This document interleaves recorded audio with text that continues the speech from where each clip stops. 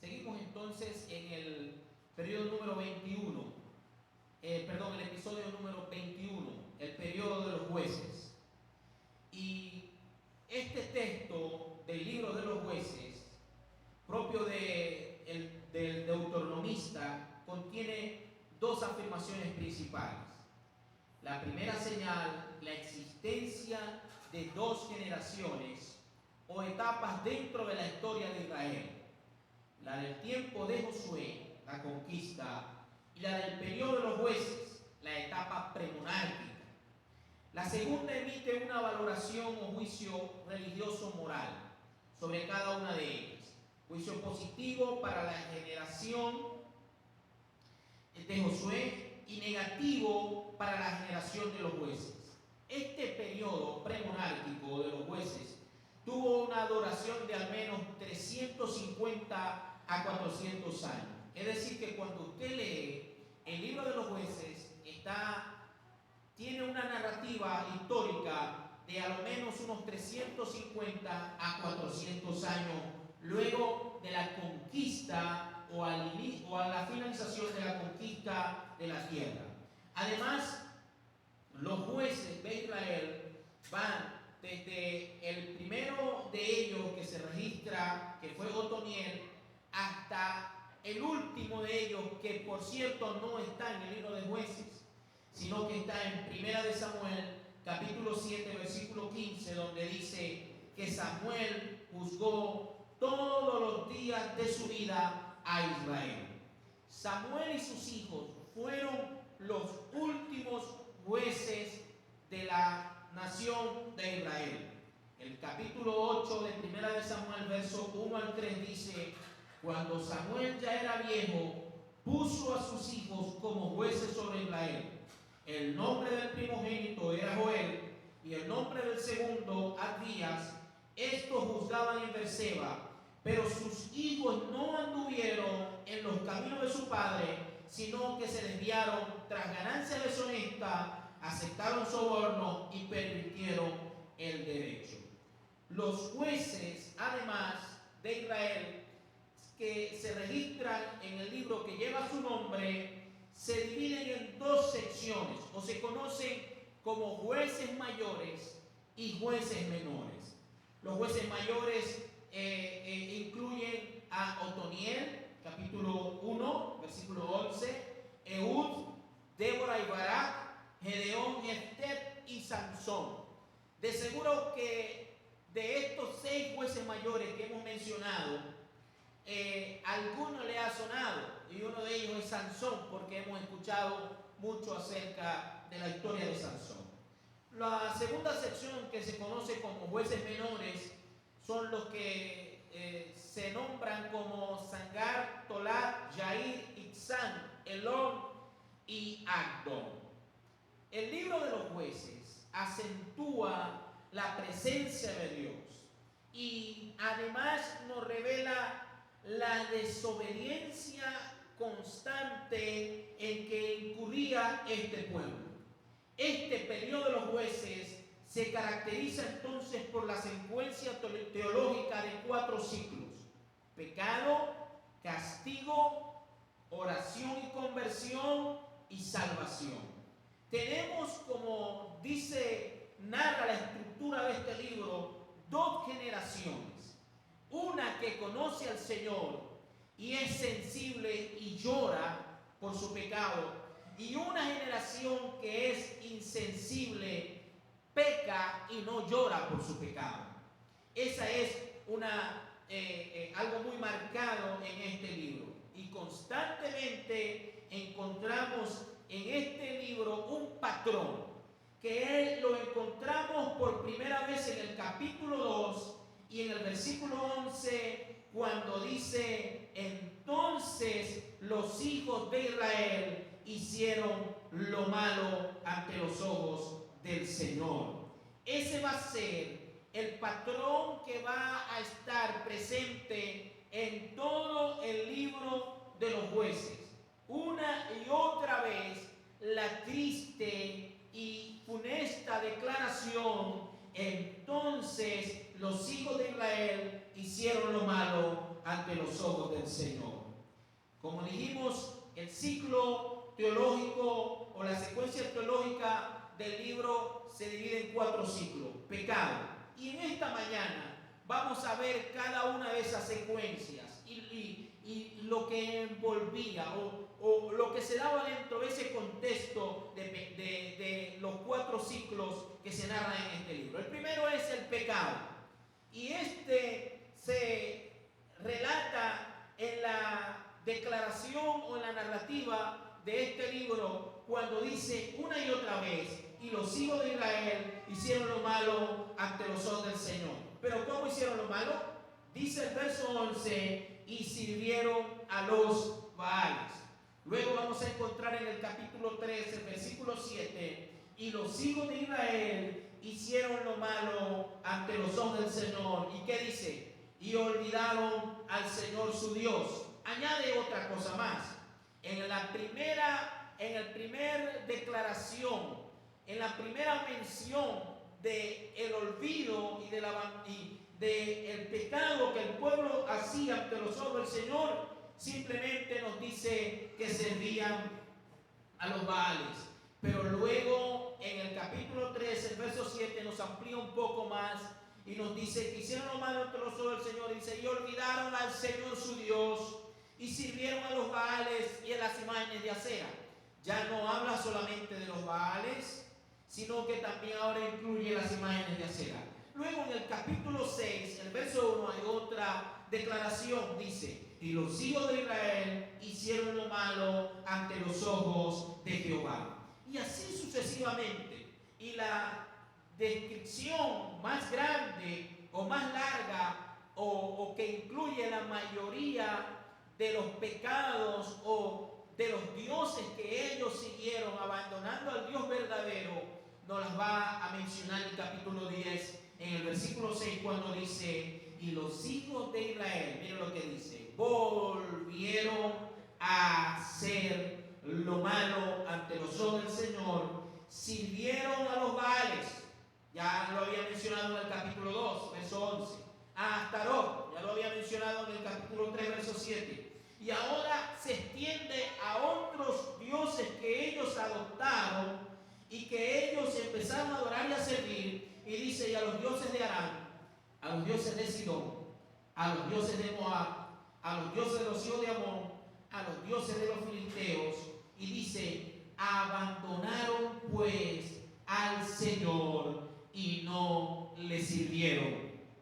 Luego la última mención la vamos a encontrar en el capítulo 13, el versículo 1, donde inicia la narrativa de el juez Sansón y todo el proceso. Y dice: y los hijos de Israel volvieron a hacer lo malo ante los ojos del Señor. Eso lo vamos a encontrar una y otra vez repetirse, y es el patrón de este libro: el pueblo abandonando al Señor y cometiendo pecado. Bueno, pero cuando hablamos de pecado, pecado no es una sola cosa. Pecado es el término que se utiliza para describir una acción del hombre frente a su responsabilidad con Dios. Pero el pecado es muy amplio, tiene un aspecto muy amplio. Mentir es pecado, pero mentir es una acción.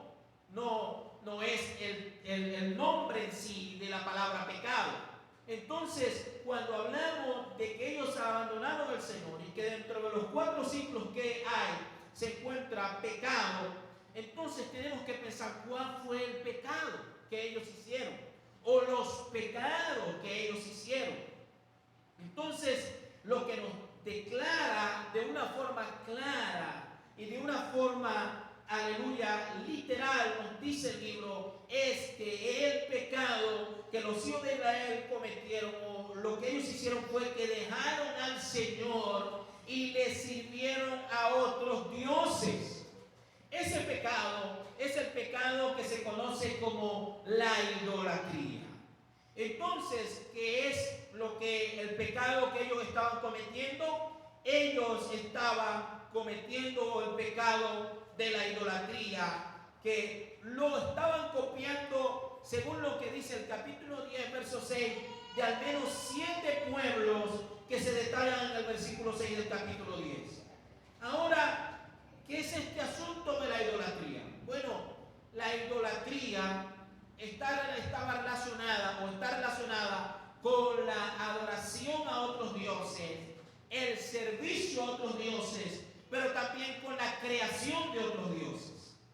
De hecho, es entendida la idolatría con el acto en sí de orar a una imagen, incluso cuando se diga que esa es la imagen de Jesucristo y se ora delante de esa imagen y se le enciende velas, o se utiliza una imagen en el cuello o una pulsera acá, o se tiene en la cartera alguna imagen de algún santo que la iglesia tradicional ha beatificado o ha denominado santo. Eso es idolatría, eso es adorar a otros dioses, es parte de la idolatría. Pero la idolatría es algo que es extensivo, que no se limita solamente a adorar imágenes, a adorar a otros dioses, sino que también está relacionada con servir a esos dioses. También tiene que ver la idolatría entonces con algo que era crear a esos dioses, diseñar imágenes de divinidades o de humanos a los que se quiere adorar y entonces rendirle culto. Y todo esto, ¿por qué es tan grave? ¿Por qué era así de grave que lo que encontramos en los ciclos después del pecado es que luego del pecado venía el castigo? Y vamos a encontrar que nos va a decir siempre que cuando los hijos de Israel abandonaron al Señor, el Señor los entregó en manos de sus enemigos, y que sus enemigos vinieron y les hacían daño, los oprimían. ¿Por qué? ¿Por qué Dios permite o utiliza los pueblos que quedaron vecinos de ellos para oprimirlos cuando ellos adoraban a otros dioses? ¿Es que el Dios que nosotros tenemos es un Dios exclusivista? ¿Es que el Dios que nosotros tenemos es un Dios egoísta, que solamente quiere que Él sea adorado, reconocido? ¿Es un Dios egocéntrico? No. Es que sencillamente el Dios que nosotros servimos es el único Dios verdadero. Alabado sea el nombre del Señor para siempre. No es un Dios egoísta, no es egocéntrico, no sufre de un problema de narcisismo, sino que Él es el verdadero Dios. A su nombre sea la gloria para siempre. Aleluya. ¿Por qué Dios está tan enojado que castiga a su pueblo cuando adora a otros dioses?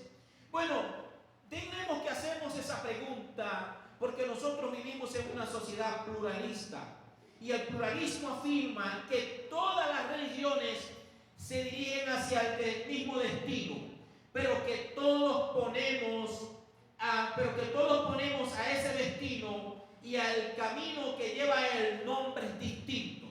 Es decir, usted escuchará que la gente dice: ay, no importa, lo importante es que todos los caminos llevan a Dios. No, todos los caminos no llevan a Dios. Eso no es lo que dice la Biblia. La Biblia dice que hay un solo Dios y un solo Salvador y un solo mediador entre Dios y los hombres, que se llama Jesucristo, el Hijo de Dios. Aleluya. Y que nosotros adoramos a ese Dios todopoderoso.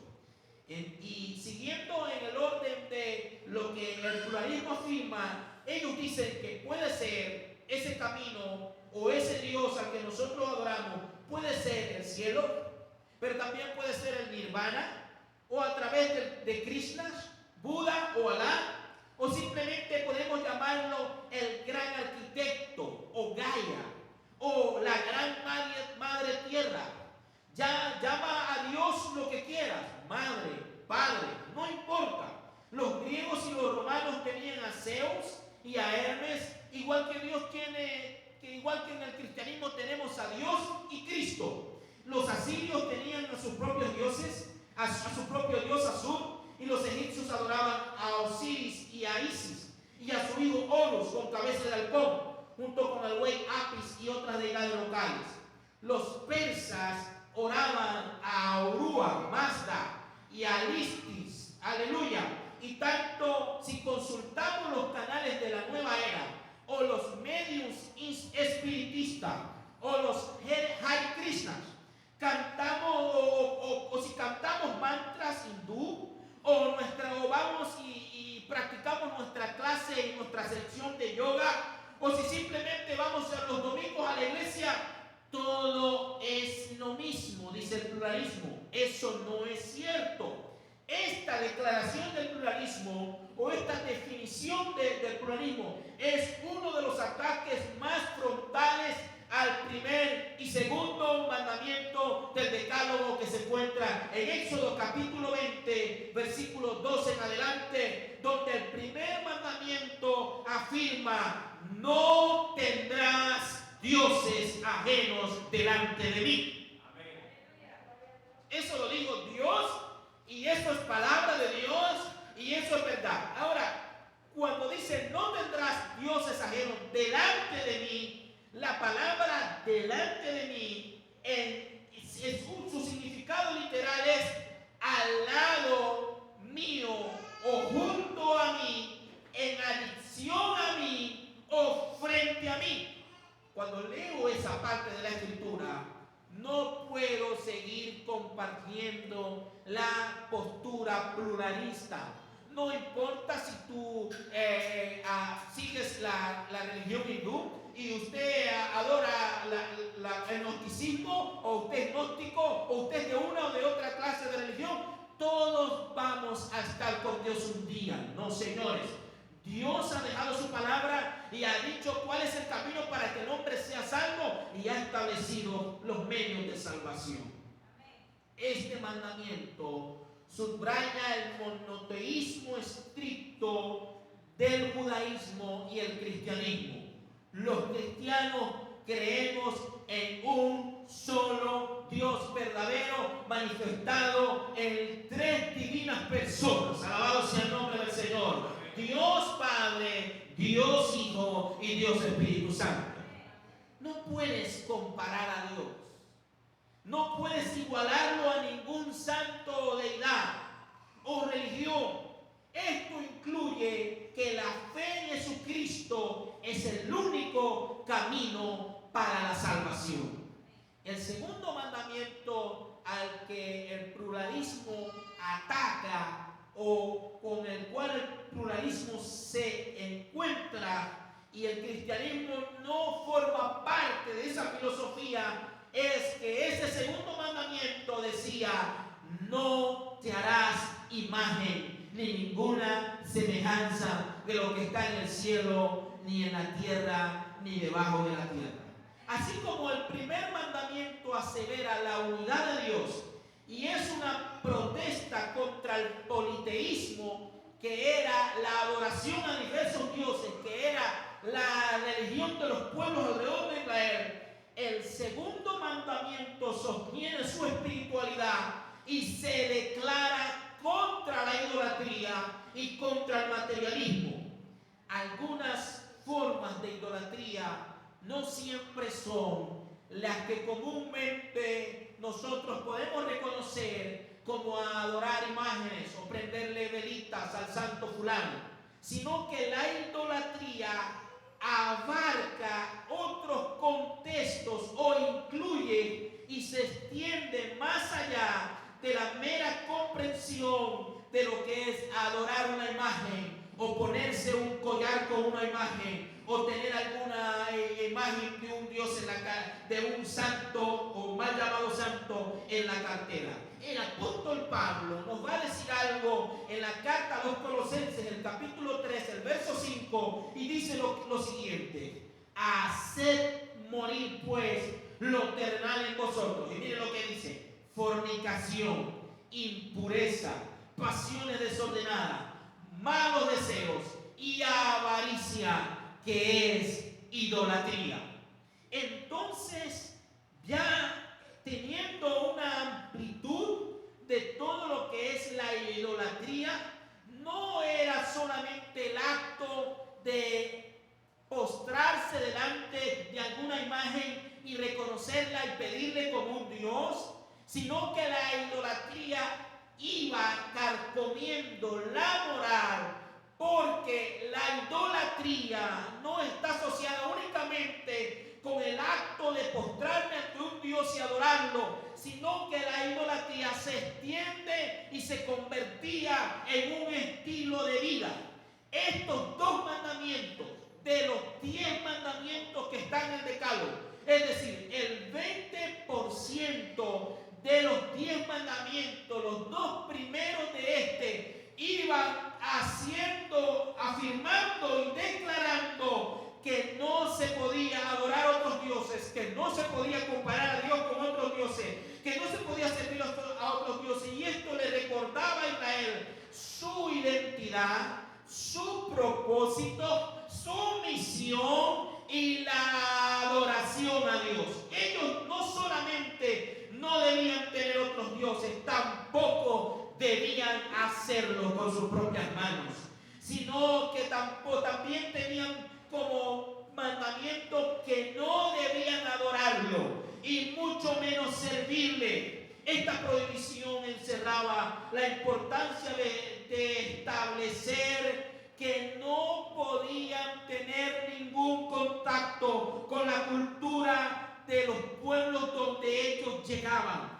¿De dónde había surgido todo esto de la idolatría? De los pueblos paganos. ¿Y qué encerraba esto? Bueno, las naciones donde ellos habían llegado, la adoración a sus dioses se relacionaba con toda la vida del individuo en sí. Por eso había cultos donde eran cultos a la sexualidad. Y entonces en la adoración que se hacía, se colocaban mujeres o hombres desnudos sobre el altar donde se adoraba, y de esa forma se ofrecían cultos a la sexualidad. Pero no solamente eso, se sacrificaban cuerpos humanos, como el satanismo lo practica hoy, como algunas corrientes del vudú y de la brujería y del espiritismo lo practica hoy. Entonces los niños eran ofrecidos a dioses como Moloch, que tenían brazos de hierro y de bronce, y lo encendían con candela a aquel ídolo, y sobre los brazos colocaban la vida del inocente de aquel niño, y era quemado, consumido por el fuego del dios Moloch. Es decir, que la idolatría iba desde el acto de postrarse, desde diseñar un dios y tenerlo junto al Dios verdadero, hasta todo lo que era lo que orientaba la vida sexual, la relación familiar, el trabajo. Habían dioses que eran los dioses de la cosecha, a los que ellos le clamaban, le ofrecían sacrificios humanos para que él bendijera la cosecha. Todo eso encerraba el culto pagano y la idolatría. Cuando Pablo dice en Colosenses que hagamos morir nosotros toda fornicación, y enumera una clase de pecado, y dice que también es idolatría, lo que Pablo está diciendo es: no solamente se es idólatra por el hecho de arrodillarse ante una imagen, también se lo es cuando un pecado con el que yo estoy comulgando lo pongo o lo hago normal frente a un mandamiento que Dios ha dicho que no es normal. Eso es una idolatría también. ¿Por qué? Porque estoy poniendo un acto pecaminoso al lado de un mandamiento divino, y en este caso ese mandamiento viene de Dios, ese mandamiento es Dios mismo. Entonces eso ofende la santidad de Dios. ¿Se da cuenta ahora de cómo la idolatría, por qué Dios establece que no se debe hacer? ¿Entiende ahora por qué trasciende? Y en el segundo mandamiento dice: no solamente no lo harás, no solamente no te harás imágenes, sino que no lo adorarás, no le rendirás culto, no le rendirás alabanza, reconocimiento, homenaje, porque el único que puede recibir homenaje y culto y alabanza es el Dios Todopoderoso. A su nombre sea la gloria para siempre. Esto es interesante porque uno de los desafíos que tenemos en la sociedad actual no es que la gente está abandonando la iglesia. No es que la gente no se llama evangélico. El desafío que tenemos es que la gente quiere estar dentro de la iglesia, pero vivir lejos de los mandamientos de Dios, no de los mandamientos de la iglesia. Porque no tenemos los mandamientos de la iglesia, tenemos los mandamientos de Dios. Y eso es lo que hace el pluralismo. Te dice que puedes ser evangélico, pero puedes practicar el yoga. Que puedes ser evangélico, pero puedes adorar otras imágenes también. Que puedes ser evangélico, que puedes creer en Jesucristo, pero no te preocupes, no tienes que ser tan fanático. Puedes emborracharte, puedes adorar otras imágenes, puedes hacer tu vida con lo que tú quieras. No permitas que nadie te controle, no tienes que seguir una norma de fe y conducta, no hace falta. Eso era antes y eso es pluralismo y eso se ha introducido en la iglesia. Puedes adorar a Dios y puedes alabar a Dios, pero puedes comulgar con tu pecado, puedes seguir con tu antigua vida sin arrepentimiento, sin conversión, sin transformación, y lo mejor aún, nada te va a pasar. Todos vamos para el cielo, dice la gente. ¿Ha escuchado eso?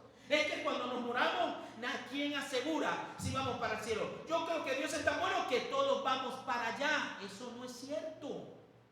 No es lo que dice la Biblia.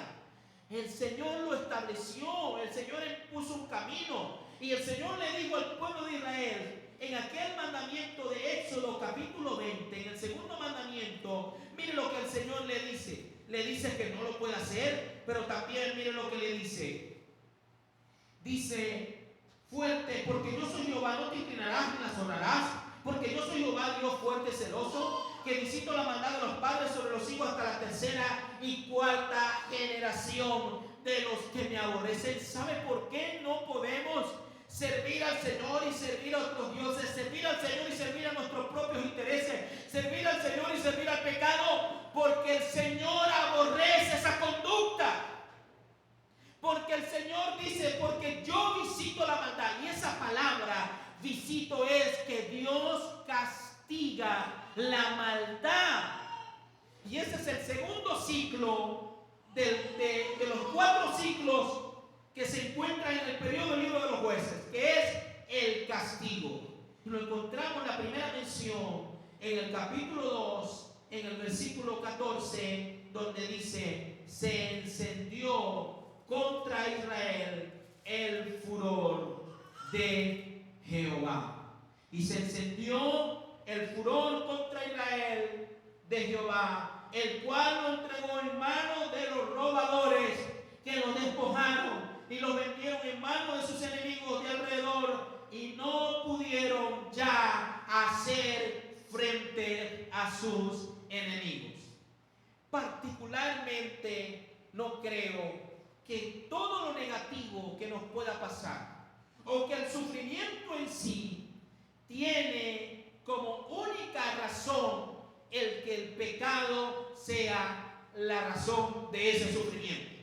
Creo que hay sufrimiento que Dios permite para probarnos, para que nosotros podamos glorificar a Dios también a través del sufrimiento.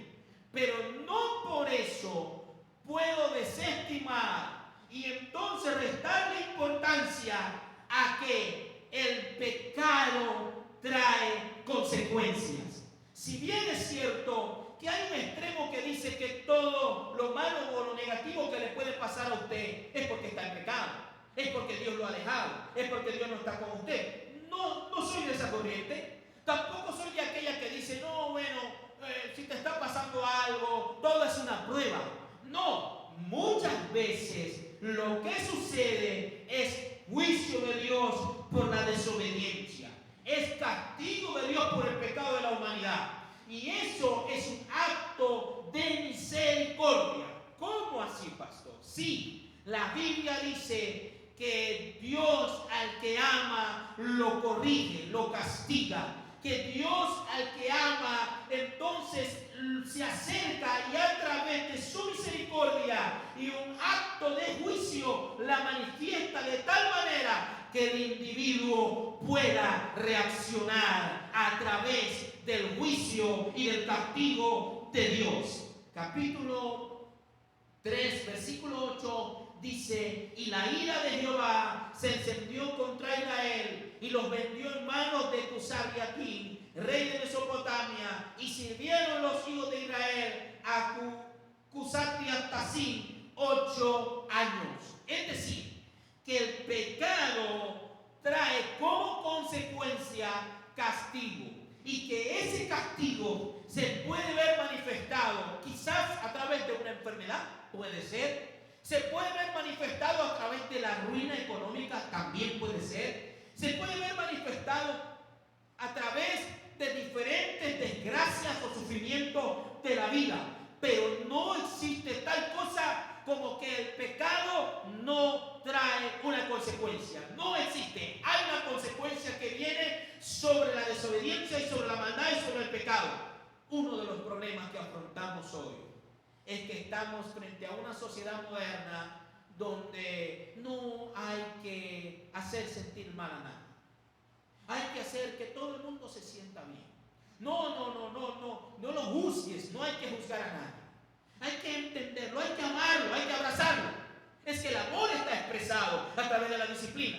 Era lo que establece en Mateo el Señor cuando dice: si alguno ha pecado, entonces llámalo en privado, en secreto, corrígelo. Pero si no te oyen, llaman 2 hermanos de la iglesia y entonces corrige su pecado delante de 2 hermanos de la iglesia. Pero si no hace caso de eso, entonces hazlo público para que él entonces reaccione. Y es lo que el apóstol Pablo hace cuando se da el caso del pecado allá en la iglesia de los Corintios.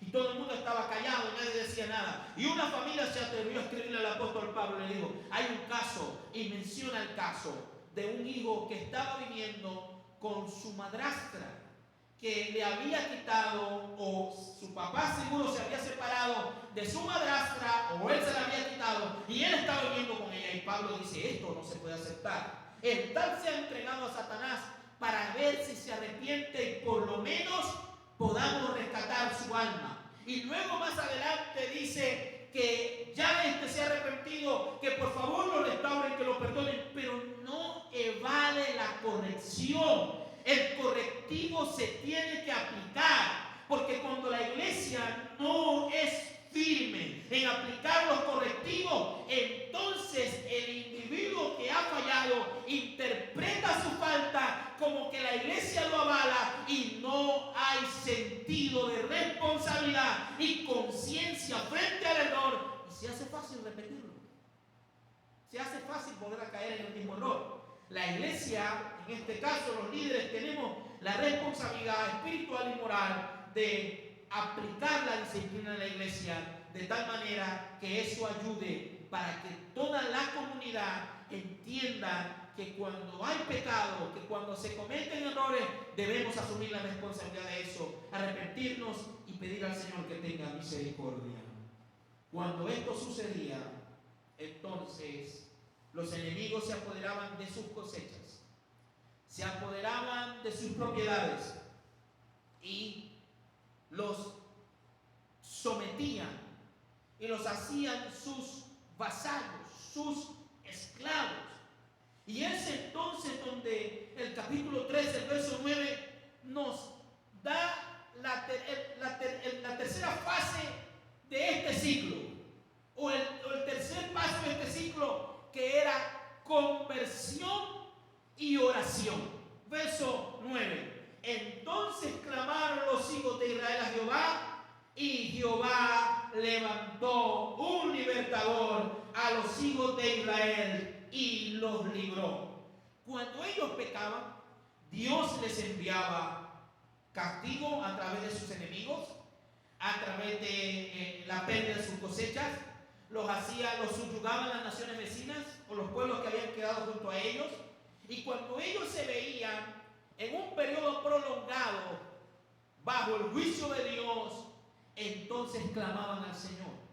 ¿Entiende ahora por qué a esta sociedad le cuesta tanto buscar a Dios? ¿Entiende ahora por qué la sociedad y gran sector de la iglesia hoy le parece tan simple, le parece tan suave estar en la iglesia? Porque no hay un sentido sentido de conciencia que debo agradar a Dios y que no puedo vivir una vida doble y no puedo vivir una vida que pretende agradar el pecado, agradar a Dios y con todo eso esperar que no me suceda nada negativo.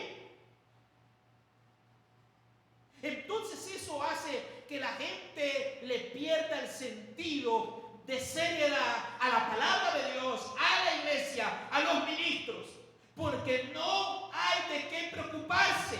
Si Dios no le importa, si yo le agrado o no le agrado, y encima de eso, si no hay ninguna consecuencia, si no hay ningún castigo, ningún correctivo. Cuando el correctivo llegaba y se prolongaba, como en este caso, 8 años estuvieron subyugados bajo este pueblo de Mesopotamia. Cuando eso pasaba, después de los 8 años, ellos volvían en sí y clamaban al Señor. Y le pedían al Señor misericordia y se convertían y oraban a Dios. Mire lo que hace el juicio, lo que hace el ser objeto del juicio de Dios. Lleva al individuo a una conciencia de arrepentimiento profunda, a una necesidad de Dios, donde ya Dios no es visto como cualquier cosa, sino que el individuo dice: Dios es un Dios santo, esto me está pasando, yo me lo merezco, yo soy responsable de eso, pero clama al Señor. El juicio de Dios, el correctivo divino, tiene esa particularidad que empuja al individuo al arrepentimiento y a la conversión a Dios. Y esto se ha ido de los altares y se ha ido de la iglesia. Nadie quiere hablar del pecado, nadie quiere hablar del arrepentimiento. Es que eso es algo muy duro. Y es que el arrepentimiento se ha entendido como remordimiento. No tiene nada que ver con eso.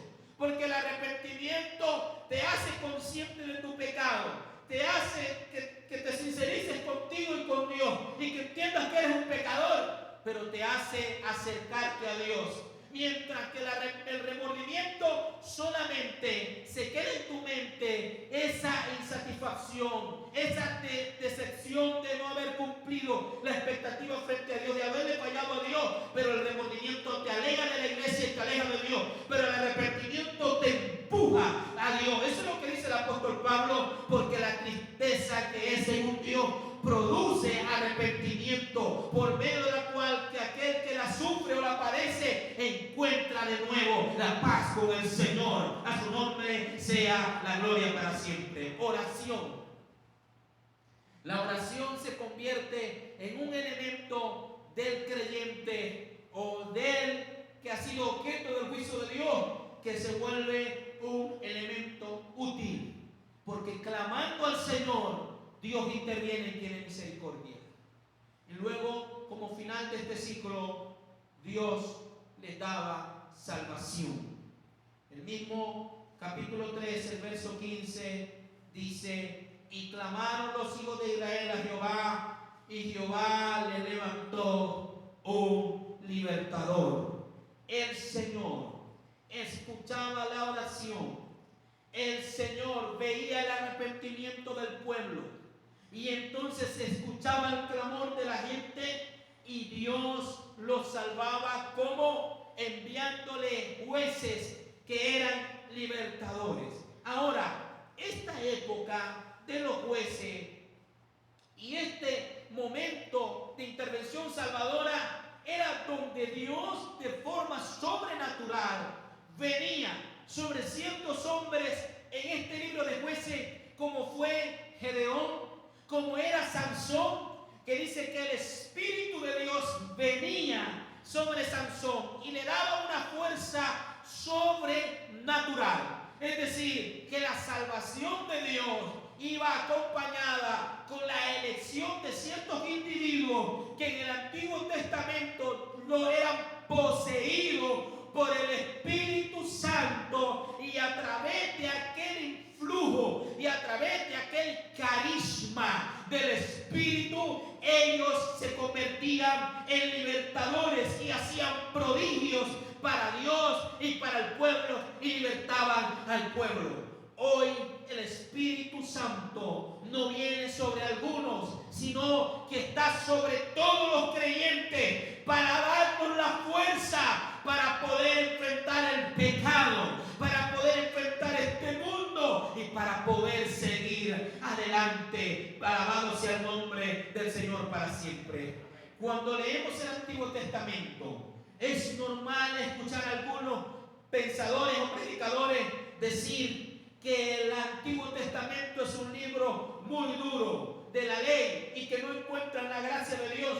Pero cuando leo el libro de Jueces, no encuentro un libro donde más podamos ver la gracia de Dios y la paciencia de Dios como la que se encuentra en este libro. Porque una y otra vez encontramos el ciclo: pecado, castigo, conversión y salvación. Pecado, castigo, conversión y salvación. Y lo que nos está enseñando este libro es que el plan redentivo de Dios es un plan eterno, es un plan soberano, que no hay nada ni nadie que lo pueda igualar, que el amor de Dios es así de grande que no se justifica, que ninguno pueda rechazarlo y que por lo tanto nos ha amado tanto que tiene paciencia con nosotros, no queriendo que nadie se pierda, sino que todos procedan al arrepentimiento. Por eso la gracia redentiva de Dios